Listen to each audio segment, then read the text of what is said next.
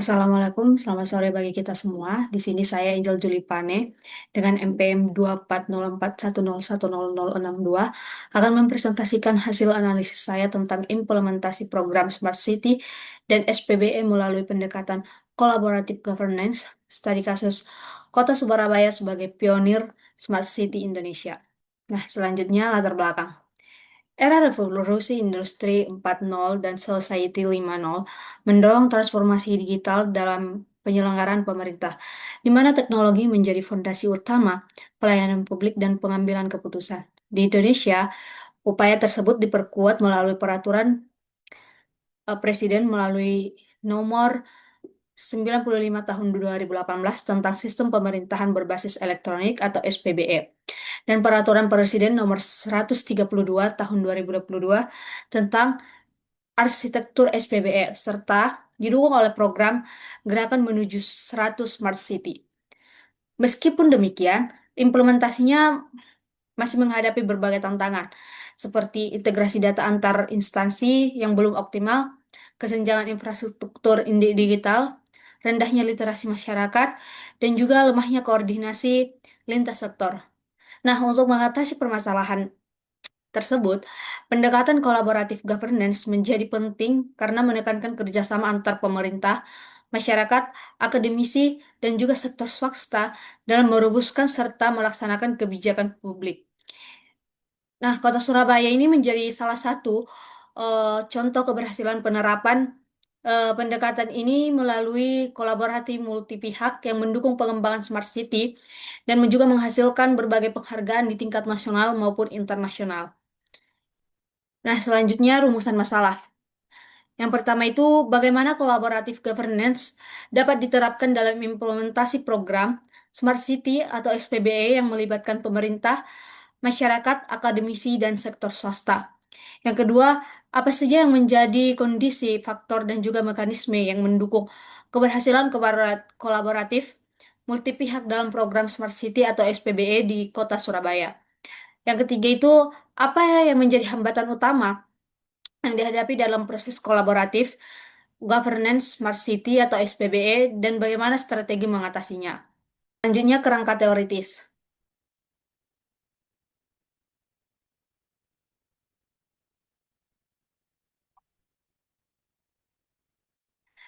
Kerangka teoritis yang pertama yaitu konsep Smart City, yaitu Smart City ini melibatkan smart economy, smart people, smart governance, smart mobility, smart environment, dan juga smart living. Nah, eh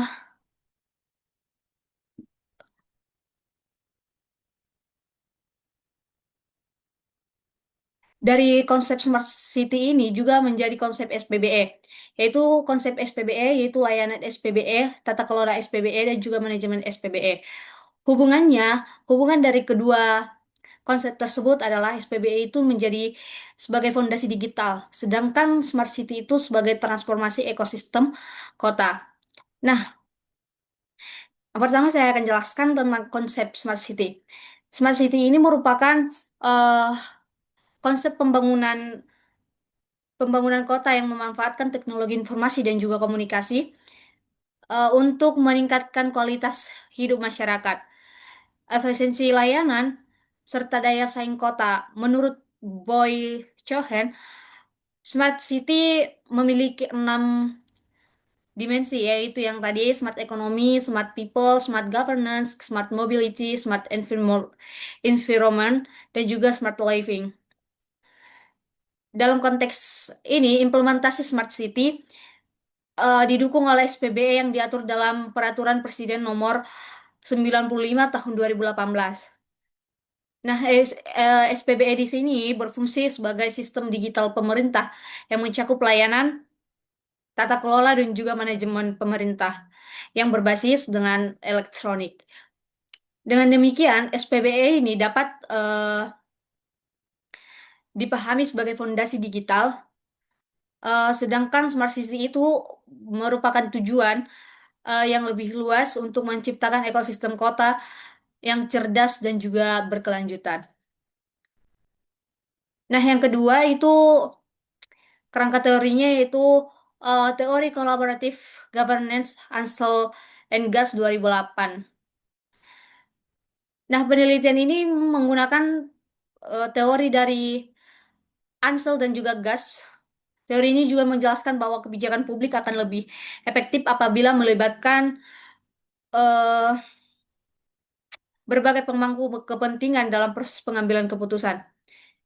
Model ini memiliki empat komponen utama, yaitu starting condition, facility leadership, institutional design, dan juga kolaboratif proses. Hal ini yang menekankan pentingnya suatu kepemimpinan sebagai fasilitor institutional design yang berkaitan dengan aturan dan juga mekanisme kolaborasi, serta kolaboratif proses ini yang mencakup dialog, pembangunan, eh, kepercayaan, dan juga komitmen bersama dan pencapaian hasil bersama. Selain itu juga teori ini menggunakan teori dari Emerson 2012 yang mana menyoroti tiga unsur penting eh, dalam kolaborasi ini, yaitu dengan principle engagement, shared motivation, dan capacity for joint action. Unsur penting dari kolaborasi ini, principle engagement atau keterlibatan berdasarkan prinsip yang jelas, shared motivation yang dibangun melalui kepercayaan dan juga komitmen bersama, serta capacity for joint action itu mencakup kepemimpinan, sumber daya, pengetahuan, dan juga kemampuan untuk bertindak secara kolektif. Nah, yang ketiga, eh, teori kolaboratif menurut Ecudable Helix, di mana teori ini yang menekankan pentingnya kolaborasi, yaitu ada empat eh, aktor utama dalam pengembangan Smart City, yaitu pemerintah, akademisi, swasta, dan juga masyarakat. Nah, pemerintah berperan sebagai regulator dan juga fasilitator. Akademisi itu sebagai penyedia pengetahuan dan juga inovasi. Sektor sektor swasta sendiri sebagai penyedia teknologi dan investasi, serta masyarakat itu sebagai pengguna layanan sekaligus pengawas dan pemberi masukan. Nah, keempat aktor ini saling bekerja sama untuk seimbang untuk menyeimbangkan agar implementasi Smart City dan atau SPBE dapat eh, berjalan secara efektif dan juga berkelanjutan. Nah, selanjutnya masuk dalam pembahasan. Yang pertama, lapisan kelembagaan atau institutional layer, yang mana hal ini berfungsi sebagai wadah kolaborasi formul melalui tim koordinasi Smart City. Komite Teknis SPBE dan platform inovasi terbuka untuk menjamin keberlanjutan kerjasama antar pemangku kepentingan. Nah, lapisan pertama ini institutional layer atau lapisan kelembagaan. Fokus utamanya adalah untuk membentuk forum resmi yang mempertemukan pemerintah, akademisi, sektor swasta, dan juga masyarakat. Nah, contohnya adalah tim koordinasi dari Smart City, Komite Teknis SPBE, dan platform inovasi terbuka. Nah, lapisan ini penting dikarenakan memberikan kepastian aturan dan menjaga keberlanjutan kolaborasi meskipun terjadi pergantian kepemimpinan. Nah, yang kedua adalah lapisan proses atau process layer yang mencakup mekanisme kolaboratif seperti show design, show production, show evaluation, dan juga show governance. Guna untuk memastikan keterlibatan berbagai aktor dalam perencanaan, pelaksanaan, evaluasi, dan juga pengambilan keputusan. Nah, lapisan proses layer atau lapisan proses ini menjadi kolaborasi diwujudkannya dalam berbagai aktivitas bersama. Co-design itu berarti masyarakat dilibatkan sejak awal dalam merancang kebutuhan dan solusi digital. Co-production sendiri menunjukkan keterlibatan masyarakat dan mitra dalam penyediaan layanan. Yang ketiga itu co-evaluation dilakukan untuk menilai keberhasilan program secara bersama, sedangkan co-governance itu menekankan pengambilan keputusan eh, dalam melibatkan berbagai pihak. Yang ketiga itu lapisan teknologi atau teknologi layer yang menyediakan infrastruktur digital berupa platform eh, data terpadu, sistem interoperabilitas aplikasi, media partisipasi warga, serta keamanan siber sebagai pendukung utama kolaborasi yang efektif dan berkelanjutan. Nah, lapisan ketiga ini menyediakan sarana digital yang mendukung kolaborasi seperti governance cloud, open data, eh, open data portal, ERP, API untuk mengintegritas data antar aplikasi, platform partisipasi masyarakat seperti Musrembang, dan juga aplikasi pengaduan serta sistem keamanan siber yang melindungi seluruh ekosistem digital. Nah, ketiga layar ini eh, berjalan secara terpadu dengan kelembagaan menyediakan wadah kolaborasi, proses menjadi mekanisme kerjasama, dan juga teknologi berfungsi sebagai pendukung utama agar Smart City dan SPBE dapat terlaksana secara efektif dan juga transparan dan berkelanjutan.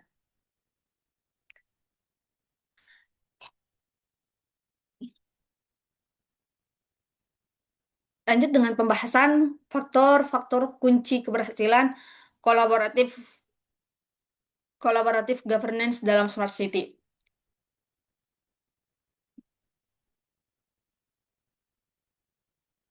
Keberhasilan kolaboratif governance dalam implementasi Smart City dan SPBE dipengaruhi oleh beberapa faktor utama.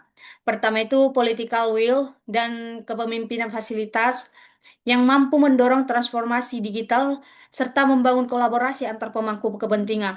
Nah, kedua hal ini Nah, kedua, kepercayaan dan juga modal sosial yang dibangun melalui transparansi, komitmen, komunikasi yang berkelanjutan, dan akuntabilitas yang jelas. Ketiga itu, ekosistem regulasi yang kondusif untuk memberikan kepastian hukum terkait pengelolaan data, keamanan informasi, kemitraan, dan perlindungan privasi.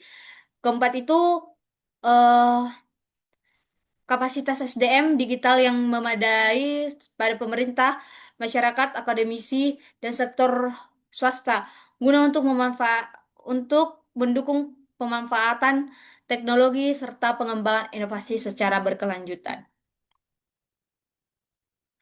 Nah, adapun tantangan dan hambatan kolaboratif governance dalam Smart City, yaitu yang pertama, asimetri informasi dan juga kekuasaan. Nah, pemerintah sendiri seringkali memiliki akses informasi dan kekuasaan formal yang jauh lebih besar dibandingkan mitra lainnya, sehingga risiko eh, dominasi sepihak tetap ada.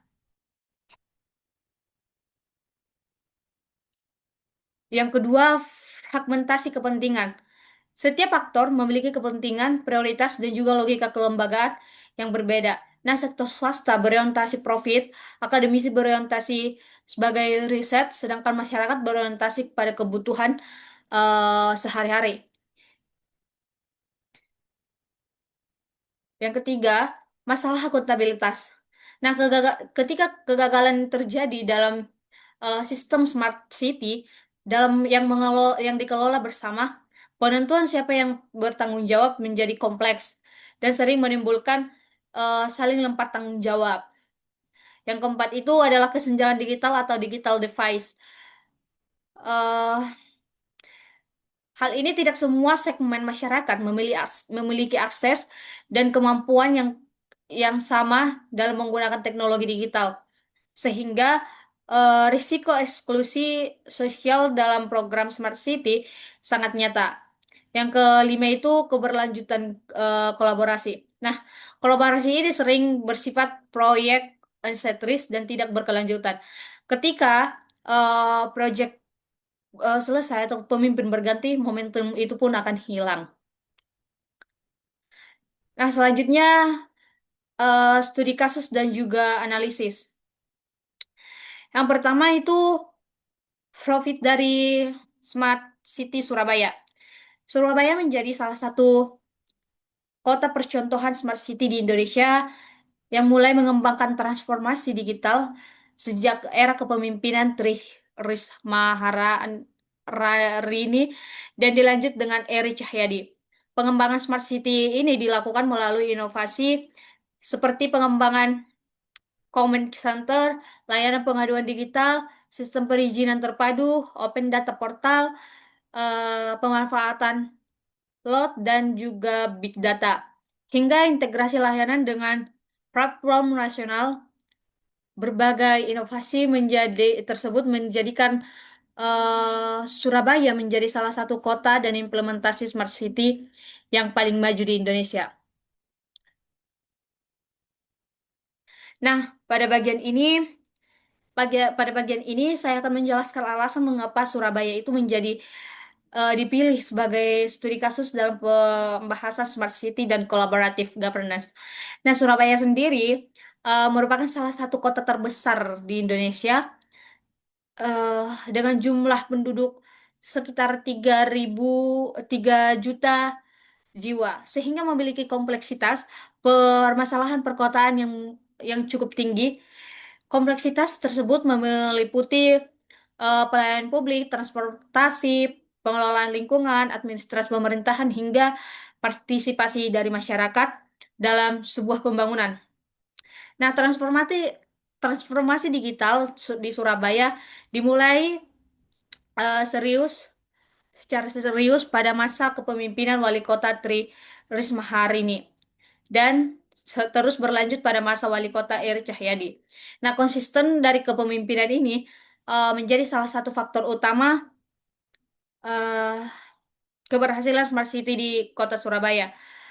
Dan juga pemerintah Kota Surabaya tidak hanya mengadopsi teknologi, tetapi juga menjadikannya sebagai bagian dari strategi pembangunan kota. Nah, berbagai inovasi ini telah dikembangkan mulai dari Comet Center sebagai pusat kendali kota, aplikasi pengaduan masyarakat, sistem perizinan digital, open data portal, hingga pemanfaatan Internet of Things atau IoT dan big data. Inovasi-inovasi tersebut menunjukkan bahwa Surabaya tidak hanya fokus pada digitalisasi layanan pemerintah, tetapi juga membangun ekosistem kota cerdas yang terintegrasi.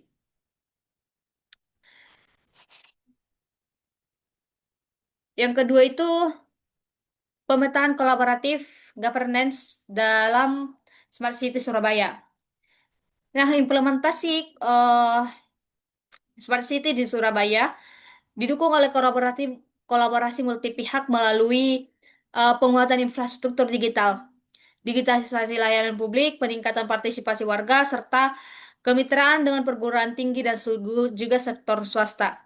Kolaborasi ini menghasilkan peningkatan kualitas layanan, percepatan proses perizinan, partisipasi masyarakat yang lebih luas, serta berbagai inovasi berbasis teknologi untuk mendukung tata kelola kota. Nah, dalam bagian ini menjelaskan bahwa konsep kolaboratif itu diterapkan dalam pengembangan Smart City Surabaya. Yang mana keberhasilan Smart City ini tidak hanya bergantung pada teknologi yang digunakan, tetapi juga pada kemampuan pemerintah dalam membangun kolaborasi di berbagai pemangku kepentingan. Kolaborasi tersebut juga terlihat dalam pengembangan infrastruktur digital seperti command center, jaringan fiber optik, dan juga CCTV terintegrasi yang memungkinkan pemantauan kondisi kota secara real time.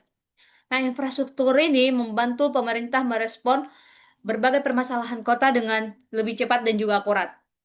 Pada aspek ini, layanan publik digitalisasi dilakukan eh, melalui berbagai platform sebagai Surabaya Single Window, perizinan dan juga layanan administrasi berbasis elektronik. Kehadiran layanan digital tersebut berhasil memangkas waktu dan juga biaya pelayanan sehingga lebih efisien bagi masyarakat maupun pemerintah.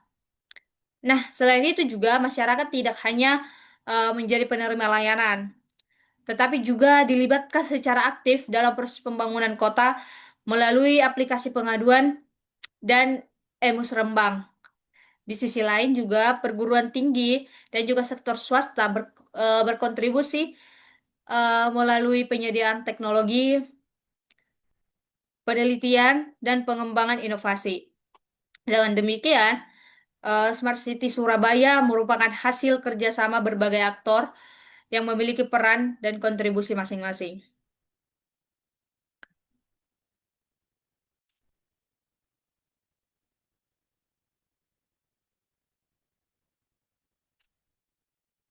Nah, selanjutnya ada peran aktor dalam Smart City Surabaya.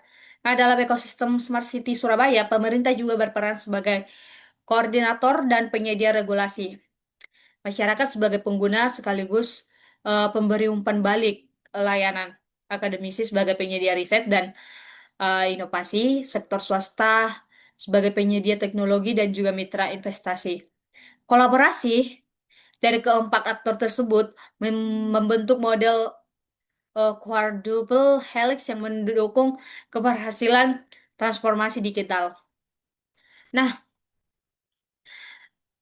peran aktor ini menjelaskan bahwa Smart City Surabaya itu dibangun berdasarkan model eh, quadruple double helix yang melibatkan pemerintah, masyarakat, akademisi, dan juga sektor swasta. Pemerintah Surabaya juga berperan sebagai penggerak utama atau orchestrator yang mengatur arah kebijakan, menyediakan anggaran, membangun infrastruktur digital, serta juga memastikan selalu program berjalan sesuai dengan tujuan. Diskominfo memiliki peran penting dalam mengintegrasikan eh, berbagai digital yang digunakan oleh perangkat daerah.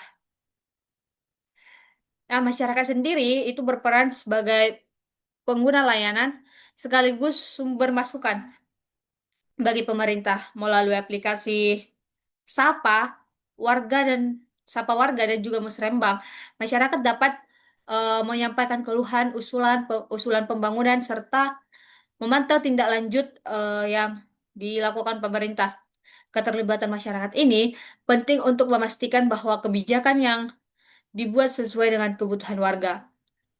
Nah, akademisi, khususnya ITS dan juga UNER, memberikan dukungan melalui penelitian, pengembangan teknologi, pelatihan SDM, dan evaluasi program. Peran akademisi ini membantu pemerintah memperoleh solusi yang berbasis data dan hasil kajian ilmiah. Nah, selanjutnya itu adalah sektor swasta. Nah, berperan sebagai teknologi, investor, dan juga mitra operasional. Pengembangan teknologi, perusahaan seperti Telkom menyediakan infrastruktur digital, sedangkan startup lokal menghadirkan berbagai inovasi yang membantu menyelesaikan inovasi yang membantu menyediakan permasalahan kota. Kolaborasi antar pemerintah dan juga sektor swasta memungkinkan implementasi teknologi berjalan lebih cepat dan juga efisien. Nah, dari keempat aktor tersebut saling melengkapi dan membentuk ekosistem kolaboratif yang menjadi fondasi utama keberhasilan Smart City di Surabaya. Nah, selanjutnya analisis model kolaboratif governance di Surabaya. Model kolaboratif governance di Surabaya menunjukkan bahwa keberhasilan Smart City didukung oleh kondisi awal yang kondusif, kepemimpinan yang fasilitatif, desain kelembagaan yang jelas, dan juga serta proses kolaboratif yang berkelanjutan. Kolaborasi tersebut menghasilkan berbagai inovasi dan juga pengharapan yang memperkuat posisi Surabaya sebagai salah satu kota paling inovatif di Indonesia.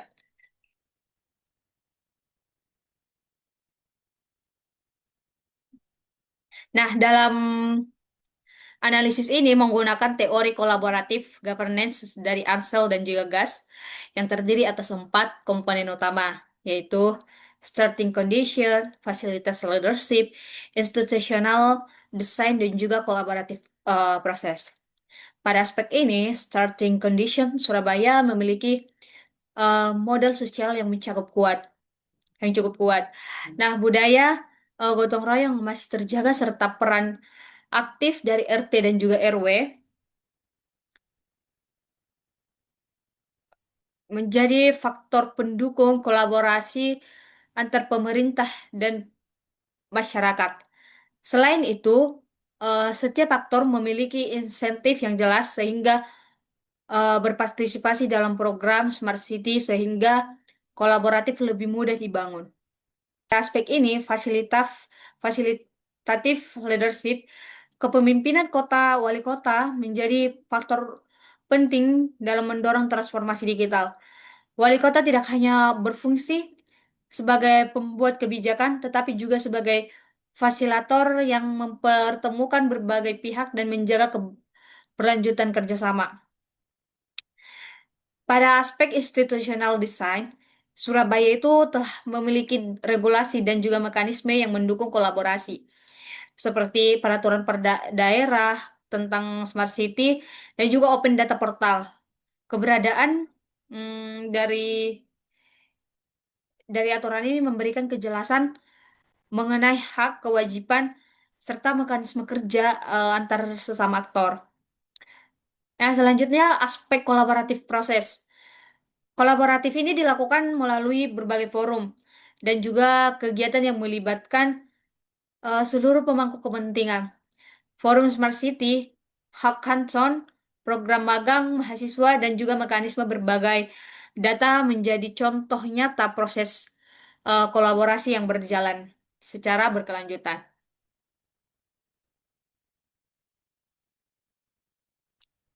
Nah, dari keempat aspek tersebut, eh, Surabaya berhasil menerapkan prinsip kolaboratif governance secara relatif baik sehingga mampu menghasilkan berbagai inovasi dan peningkatan kualitas pelayanan publik.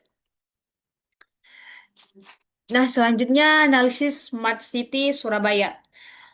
Program Smart City Surabaya memiliki kekuatan berupa komitmen kepemimpinan, SDM digital yang cukup baik, dan juga dukungan regulasi. Peluang yang dimiliki antara lain dukungan program nasional dan berkembangnya ekosistem startup. Namun, masih terdapat kelemahan berupa kesenjangan digital dan juga integrasi di data yang belum optimal, serta ancaman seperti risiko keamanan siber, ketergantungan pada vendor, dan perubahan kebijakan pemerintah pusat.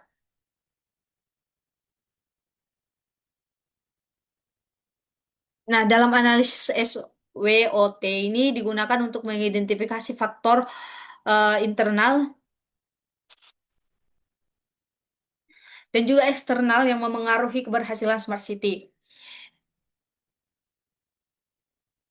Nah, dari sisi kekuatan, Surabaya memiliki komitmen kepemimpinan yang kuat, dukungan regulasi yang jelas, serta SDM yang cukup kompeten di bidang teknologi informasi. Nah, faktor ini menjadi modal utama dalam menjalankan berbagai program digitalisasi pemerintah.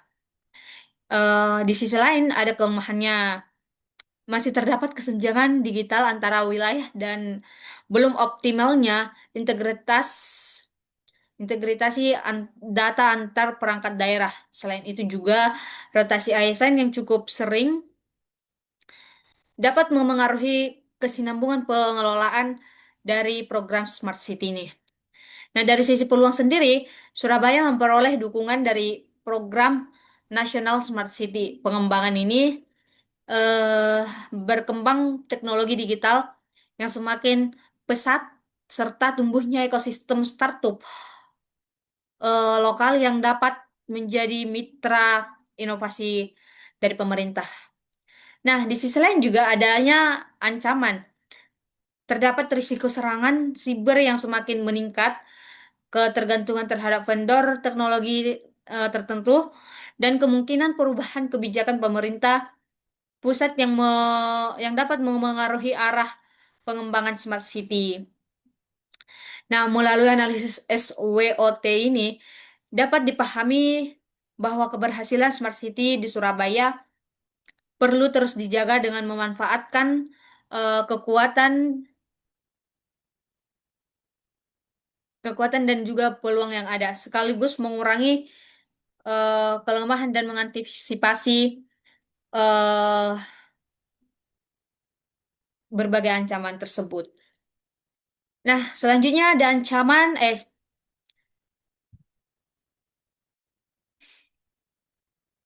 selanjutnya ada capaian dan juga dampak. Nah, penerapan kolaboratif governance dalam Smart City Surabaya menghasilkan berbagai dampak positif seperti peningkatan efisiensi, layanan publik, kenaikan tingkat kepuasan masyarakat, meningkatnya partisipasi digital warga, berkembangnya ekosistem startup teknologi, serta adanya penghematan anggaran melalui digitalisasi proses pemerintah. Berbagai capaian tersebut juga mengantarkan Surabaya meraih sejumlah penghargaan inovasi di tingkat nasional. Nah,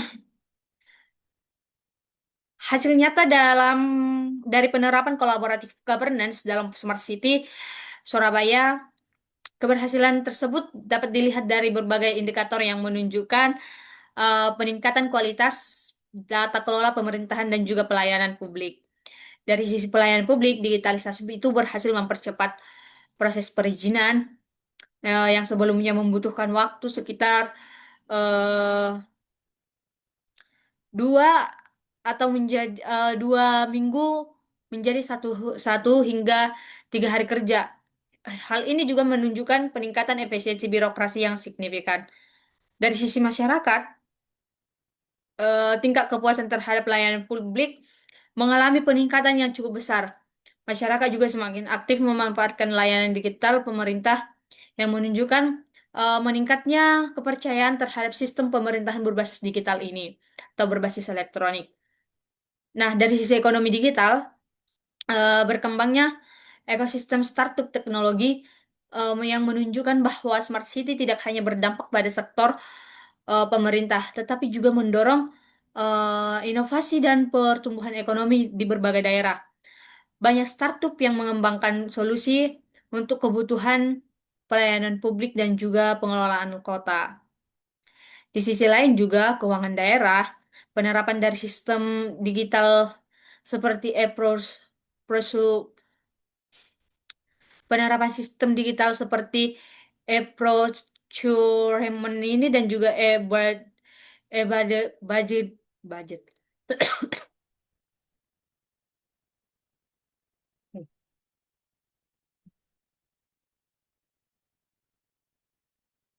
e-procurement. Dari sisi keuangan daerah, penerapan sistem digital seperti e-procurement dan juga e-budgeting membantu meningkatkan transparansi serta juga mengurangi potensi kebocoran anggaran.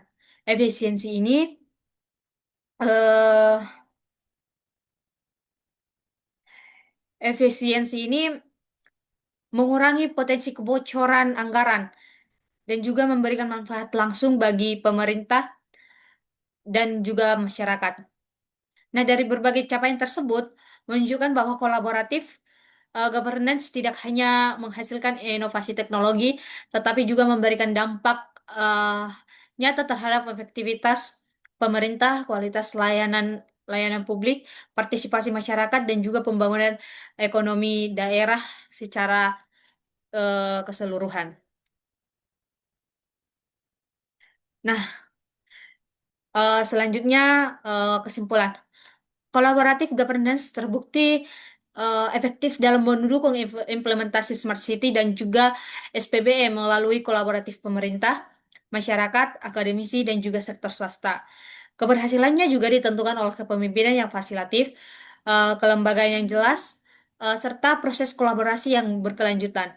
Namun, ada juga tantangan seperti kesenjangan digital, perbedaan kepentingan antar aktor, dan keberlanjutan program masih perlu diatasi. Oleh karena itu, transformasi digital memerlukan dukungan teknologi yang disertai penguatan kolaborasi dan juga tata kelola yang baik. Baik, cukup sekian penjelasan dari saya. Sekian dan terima kasih.